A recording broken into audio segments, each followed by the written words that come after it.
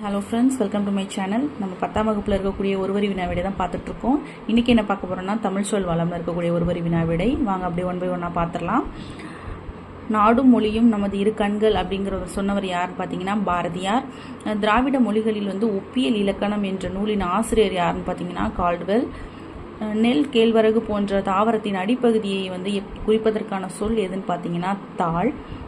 அடிவகையில் இருக்கக்கூடிய ஒருவரி வினாவிடை பாருங்கள்.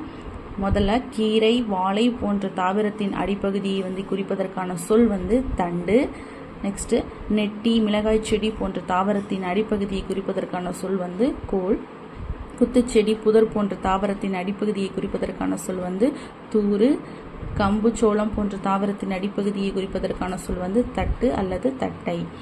புலி, வேம்பு போன்ற தாவரத்தின் அடிப்பகுதியை குறிப்பதற்கான சொல் மற்றும் கரும்பின் அடி எவ்வாறு அழைக்கப்படுகிறதுன்னு பார்த்தீங்கன்னா அடி. கிளை பிரிவுகளிலிருந்து வழங்கும் சொற்கள் என்னென்னு பார்க்கலாம். அடிமரத்தின் என்றும் பிரியும் மாபெரும் கிளை எவ்வாறு அழைக்கப்படுகிறதுன்னு பார்த்தீங்கன்னா கவை. கவையின் பிரிவு எவ்வாறு அழைக்கப்படுகிறதுனா கொம்பு அல்லது கொப்பு. கொம்பின் பிரிவு எவ்வாறு அழைக்கப்படுகிறதுனா கிளை. கிளையின் பிரிவு எவ்வாறு அழைக்கப்படுகிறதுனா சினை. சினையின் பிரிவு எவ்வாறு அழைக்கப்படுகிறதுனா போத்து. போத்தின் பிரிவு எவ்வாறு அழைக்கப்படுகிறதுனா குச்சு. குச்சியின் பிரிவு எவ்வாறு அழைக்கப்படுகிறதுனா இணுக்கு. காய்ந்த தாவரத்தின் பகுதிகளுக்கு வழங்கும் சொற்கள் என்னென்ன பார்த்தீங்கன்னா காய்ந்த குச்சி எவ்வாறு அழைக்கப்படுகிறதுனா சுள்ளி.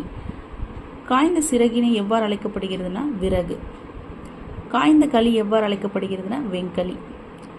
காய்ந்த கொப்பும் கவையும் அடியும் எவ்வாறு அழைக்கப்படுகிறதுனா கட்டை. இந்த வீடியோ உங்களுக்கு யூஸ்ஃபுல்லாக இருந்துச்சுன்னா சப்ஸ்கிரைப் பண்ணுங்கள் ஃப்ரெண்ட்ஸ், லைக் பண்ணுங்கள். தேங்க்யூ.